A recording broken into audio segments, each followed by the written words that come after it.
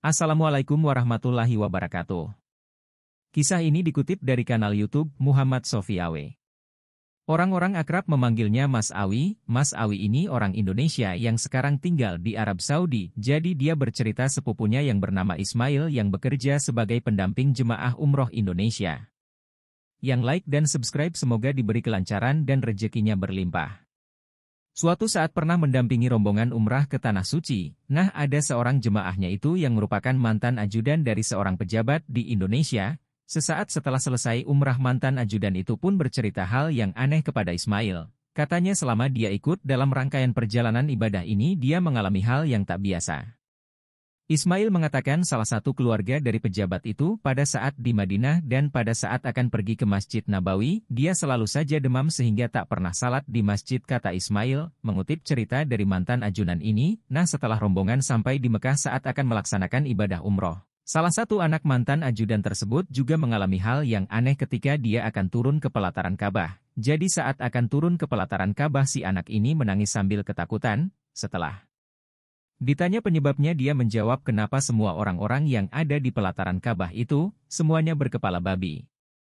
Kata Ismail yang sedang bercerita pengalamannya dari sang ajudan dan pada akhirnya, anak mantan ajudan itu tidak jadi melaksanakan umrah karena takut untuk turun ke pelataran Ka'bah dan memilih untuk kembali ke hotel. Namun ketika ditanya apa penyebabnya, mantan ajudan pejabat itu menangis dan tak sanggup melanjutkan ceritanya, tapi yang pasti ada kelakuan dari ajudan dan keluarganya yang kurang baik.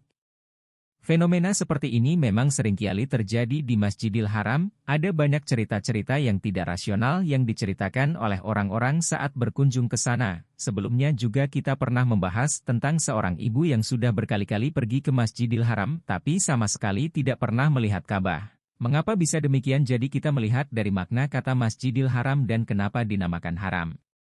Menurut para ulama, karena di dalam tanah itu berlaku berbagai ketentuan yang mengharamkan kita melakukan berbagai hal seperti berburu perang, mematahkan tumbuhan dan lain sebagainya, termasuk juga haram untuk dimasuki orang kafir.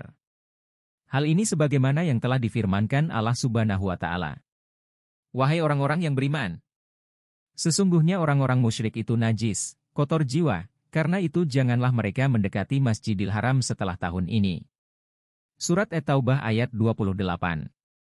Dengan banyaknya fenomena aneh yang terjadi, orang-orang percaya apabila melakukan dosa sebelum ibadah haji atau umrah, mereka akan langsung mendapatkan balasan yang setimpal di Mekah atau di Madinah.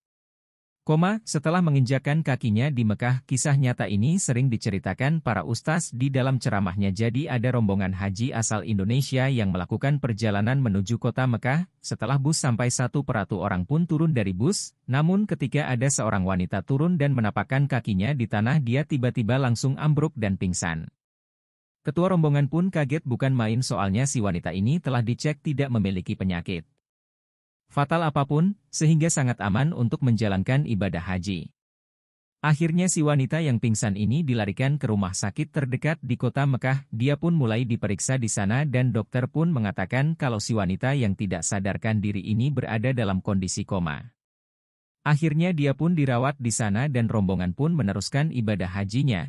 Hampir sebulan lebih berlalu setelah kejadian itu dan setelah rangkaian ibadah haji selesai, si wanita belum juga sadar dari komanya.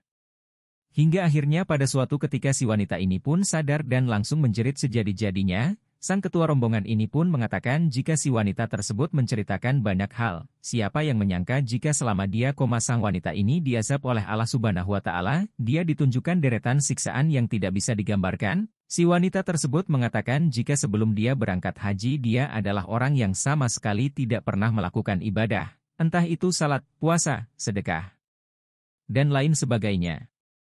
Dia pergi haji pun gara-gara ikut-ikutan orang saja, hingga akhirnya Allah Subhanahu wa Ta'ala menegurnya. Akhirnya si wanita itu pun bertobat sejadi-jadinya dan mengqada semua salatnya di depan Ka'bah.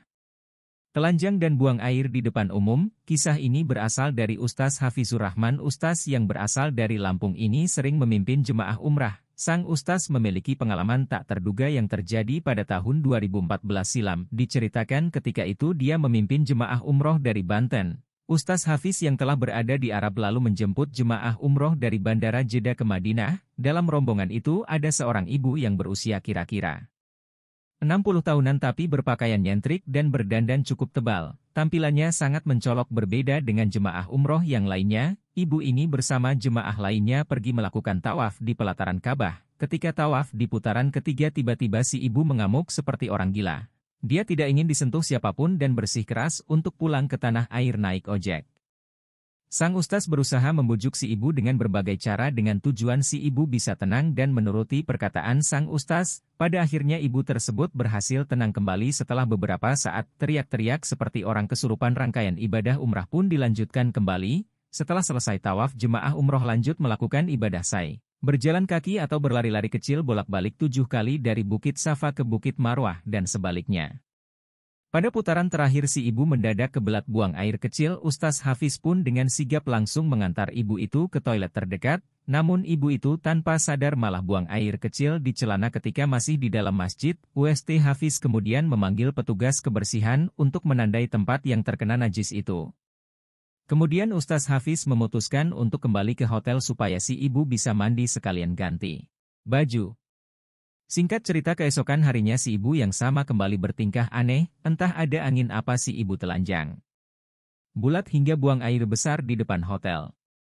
Polisi pun langsung berdatangan menanganinya, namun ibu tersebut tetap bersikeras tidak ingin pergi ke kamar hotelnya. Ustaz Hafiz yang melihatnya kemudian mengambil alih dengan cara lain. Dia menyiramnya dengan air dingin dan mengancamnya sampai ibu itu ketakutan. Setelah berhasil membujuknya, si ibu langsung dibawa ke kamarnya bersama jemaah ibu-ibu lainnya untuk dimandikan dan dipakaikan baju. Kemudian setelah dipakaikan baju, ibu itu dibaringkan di atas kasur dan diikat dengan tali di bagian tangannya.